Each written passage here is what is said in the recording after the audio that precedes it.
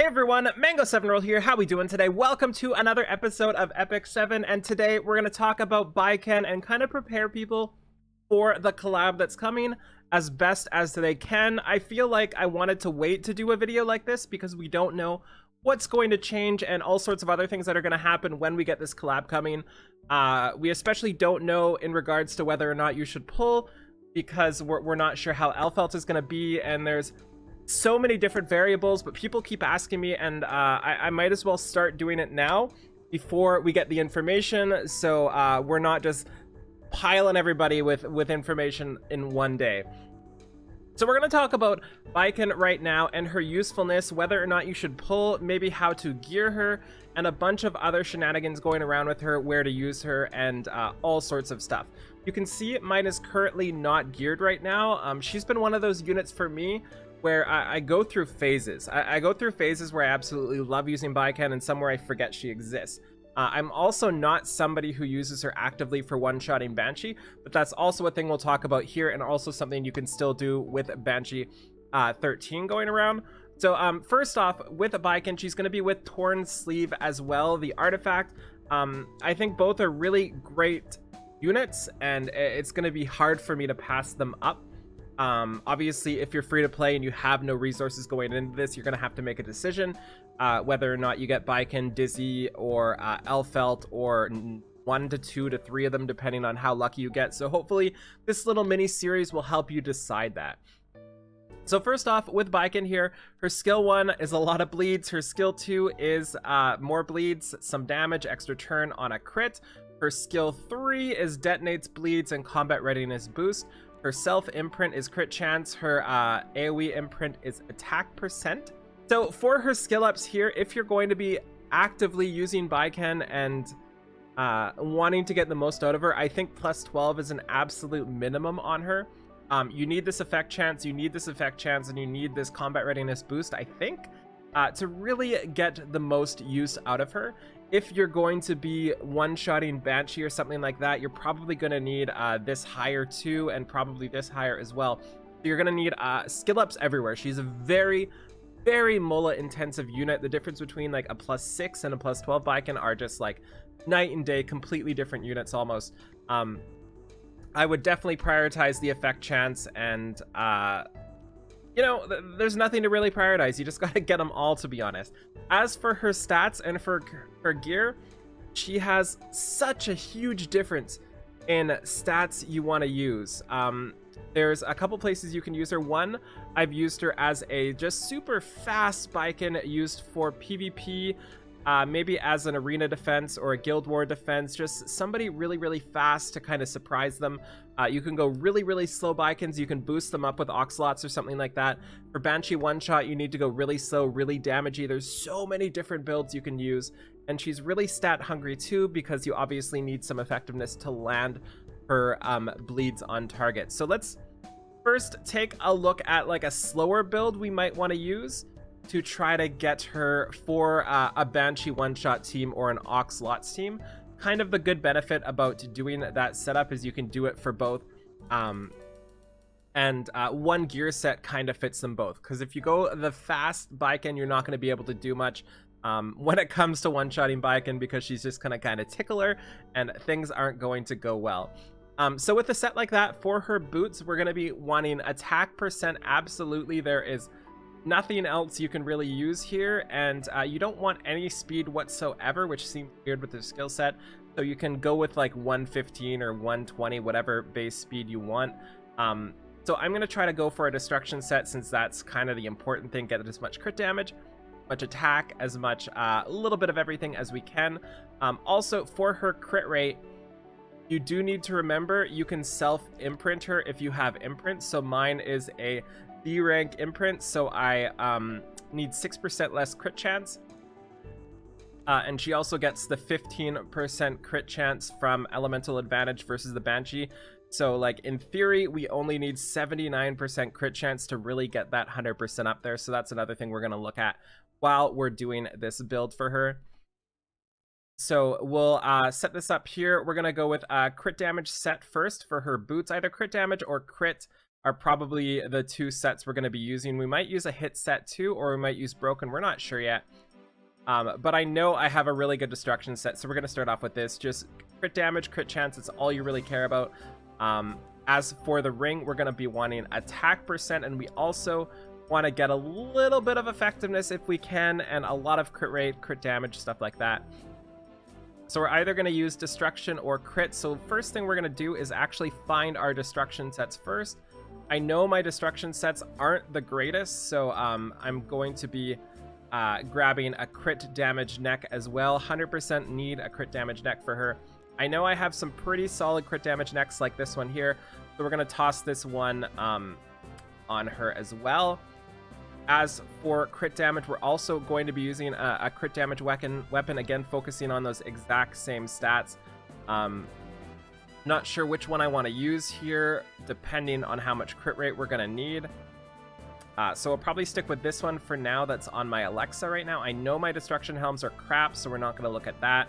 And then for our chest piece, we just want as much crit damage as possible. Again, 24 crit damage on the chest. I have a pretty solid crit damage set, as you can see here, so that's the base we're going to be using. We only have 45% crit rate with this set right now, but we are going to need a crit set offhand here. And we'll do attack percent here, and we probably want a little bit of effectiveness on this as well, because we are definitely lacking effectiveness.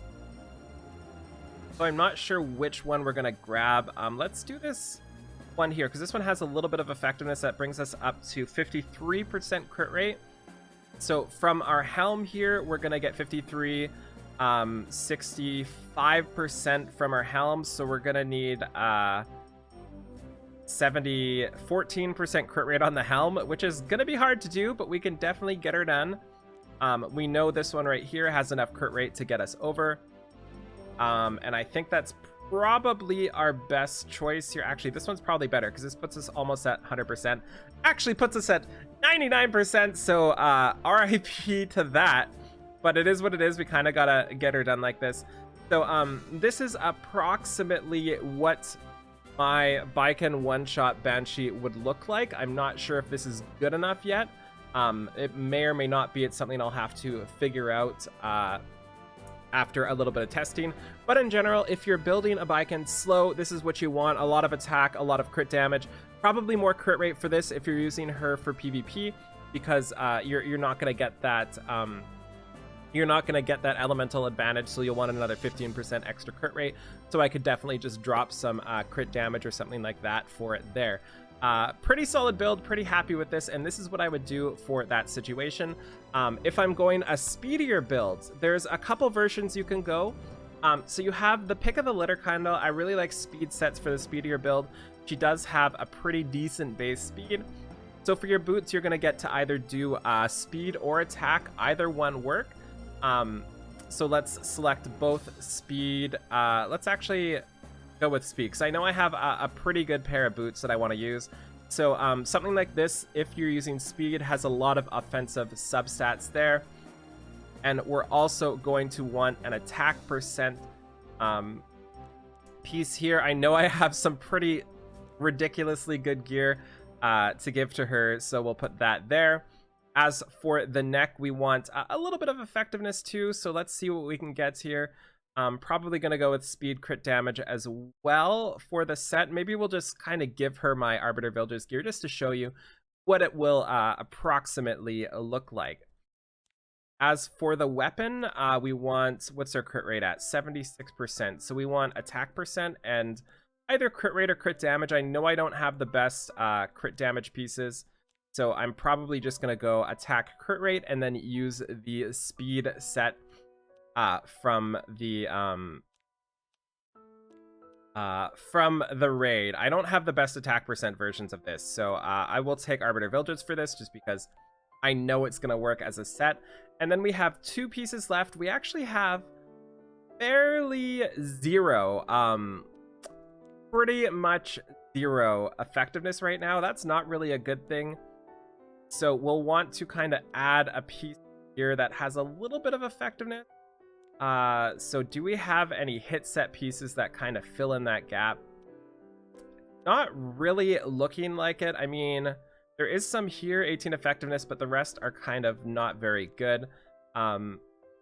So we'll just put this on, not the greatest option, but just to show you what it would approximately look like for a kind of mid-range speed set. And I'd probably run this Baiken on R and L as well. It's got a lot of attack, decent amount of crit damage, really consistent with that crit rate, and a decent amount of effectiveness as well. So this is one I really like using for a lot of Guild Wars when I play. Like this is the build I like the most. Sometimes I like slowing her down a little bit to like the 170 range, but this is definitely an option for people too. And let's do one more build as well. And this is just going to be our Speedster build, where we just want to go as fast as possible and try to get as much damage as we can. It's usually pretty hard to get her as fast as possible while maintaining her crit rate and crit damage. So I'm not sure on this piece if I want to use a crit rate or a crit damage neck. So we're going to sort by probably speed or hit set again, because we do want to land our debuffs. Maybe crit set as well. So we'll select all these three. So we're hoping for as much speed, as much attack, and as much everything as we possibly can for our subs. And if we do use a crit damage neck, we are going to need all of the crit rate substats. So I have some pretty good pieces of gear here that will fill these options. So let's start with this as a hit set and see if it works. I'm not sure if it will. So let's do speed boots as well. We're gonna need speed boots. Let's do hit set boots and just see how it goes. Because we're probably going to be using a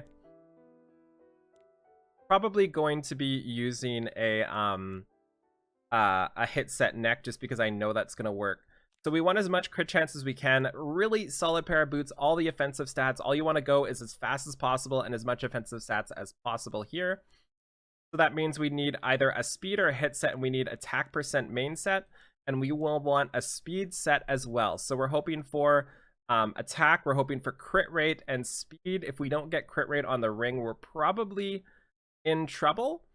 So it looks like we are in trouble for the ring, so we'll just take one with a load of attack here. And ooh, that's hit set, so we would have to drop something else. So we actually are not doing too well in terms of the rings here. So I'm going to just throw this one on here.